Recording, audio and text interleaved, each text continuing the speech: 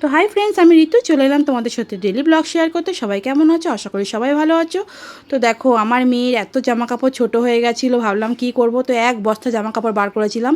যাই সব বাচ্চা কাচ্চা পরতে পায় না, তাদেরকেই দিয়ে দিই, কারণ অনেক ভালো ভালো জামা কাপড়, সেগুলো তো ফেলতেও ইচ্ছা করে না না। তো এক বস্তা জমেছিল, সেইগুলোই একজন আমার পাড়ার ওই একজন থাকে, তাদের কাছে দিয়ে আসি, তারা দিয়ে দেয়। ছোটো ছোটো বাচ্চা আমার মেয়েদের মতন ওদেরকে দিয়ে দেয়, কারণ ওরা তো পরে বাঁচবে না। তো তারপরের দিকে রান্নার জোগাড় করেছিলাম, মাছের ঝোল হবে আর শাক ভাজা হচ্ছে। তো এইদিকে মাছের ঝোলও করছি, রান্নাও হচ্ছে, আর ওই যে গুছান গাছনি হচ্ছে। আর এই যে কাঁঠাল আমার বান্ধবী দিয়েছিল, তার মানে ওদের বাপের বাড়ির গাছের কাঁঠাল এতটা পরিমাণ মিষ্টি কি বলবো। তো খানিকটা খেয়ে নিলাম আমি আর আমার মেয়ে। আমার মেয়ে তো খুব পছন্দ করে কাঁঠাল খেতে, আমারও মোটামুটি ভালো লাগে, কিন্তু খুব মিষ্টি ছিল বলে আর খাজা কাঁঠাল বলে আমি খেলাম। খাজা কাঁঠাল খেতে বেশি ভালো লাগে, আর ওই যেগুলো গলে যায় ওগুলো একদম ভালো লাগে না। তারপর এদিকে মাছের ঝোলটা রেডি হয়ে গেছে, দেখো পেঁয়াজ দিয়ে নিয়েছি, টমেটো, এই যে মাছের মাথা ছিল, মাছের ডিম, সব রকম যা ছিল সেগুলো দিয়েই করে নিলাম। কারণ যা রয়েছে সেগুলো করে নিয়েছি, কারণ এগুলো অনেক দিনের মাছ হয়ে যাচ্ছে, ফ্রিজে ছিল। ওই জন্য ভাবলাম একটু ধনেপাতা পাতা দিয়ে একটু ঝাল করে নিই, বেশ সুন্দর লাগে খেতে। আর আমাদের ঘরে বেশিরভাগই কাতলা মাছ আনলে ঝালই হয়। তারপরে দেখো না, মেয়ে স্কুলের প্রজেক্ট করছে, স্কুলে অনেক দিন আগে দিয়েছিল, তো আমি বললাম আমি খামটা করে দিই, তারপর তুই এটা কর। তো ওই সব কাটিংগুলো করছে, দেখো তো কেমন হচ্ছে অবশ্যই জানাবে। আর আমি ওইদিকে বসে বসে টিভি দেখছি, আর এইসব কাগজগুলো দেখো কেটে কেটে কী করেছে। তো তারপরে মেয়ে বলছে মা কেমন, আমার পাচ্ছি না। ওই যে সব পারবি। তারপরে এইদিকে রুটি করে নিচ্ছিলাম, ভাবলাম একটু পরোটা, দাদাভাই বললো যে একটু পরোটা করো, ওই জন্য পরোটা আর বাটার পনির করলাম। পনিরটা দেখাতে পারলাম না, তো পরোটাই বানিয়ে নিলাম।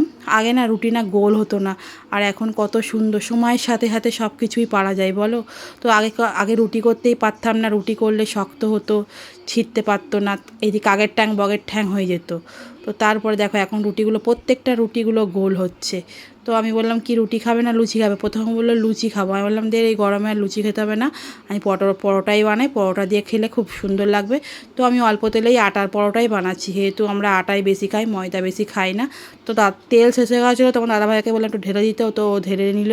আর এদিকে আমি পরোটা বানিয়ে নিয়েছি। তো ওর সঙ্গে বললো একটা কিন্তু ডিম দেবে, ডিম পোচ করে দেবে। মানে ঠিক আছে, ও খেলো ডিম, আমিও খেলাম, মেয়েও খেলো, তিনজনের জন্য 3টে ডিম পোচ করা হয়েছিল।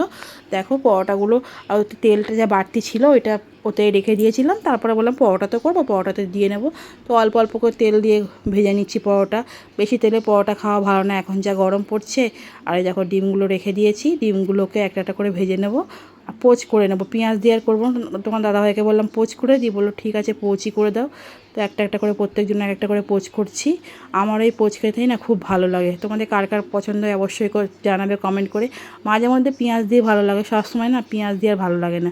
আর এই যে তেলটা আমি এতে রেখেছি না, এইটা ছিল লিকুইড সাবান, বাসন মাজার লিকুইডের বোতল, কিন্তু এতে না খুব সুন্দর সব কিছু লুচি বলছি সরি, পরোটাগুলো না ভালোভাবে কম তেলে অল্প অল্প করে ভাজা যায়। বড় মুখার থেকে এইটাই খুব আমার কাছে খুব সুবিধা, ওই জন্য ভালো করে এটাকে গরম জলে ধুয়ে নিয়েছিলাম। তারপরে খাওয়া দাওয়ার শেষে রাতের বেলা দেখো বাপ বেটির কাণ্ড দেখো, টিভি সেই ওখানে ছিল, ওখান থেকে সেই টেবিলে বার করেছে, কি বলবো, ওই করছে সারা রাত ধরে, আর আমি দেখো এদিকে ঘরে শুয়ে।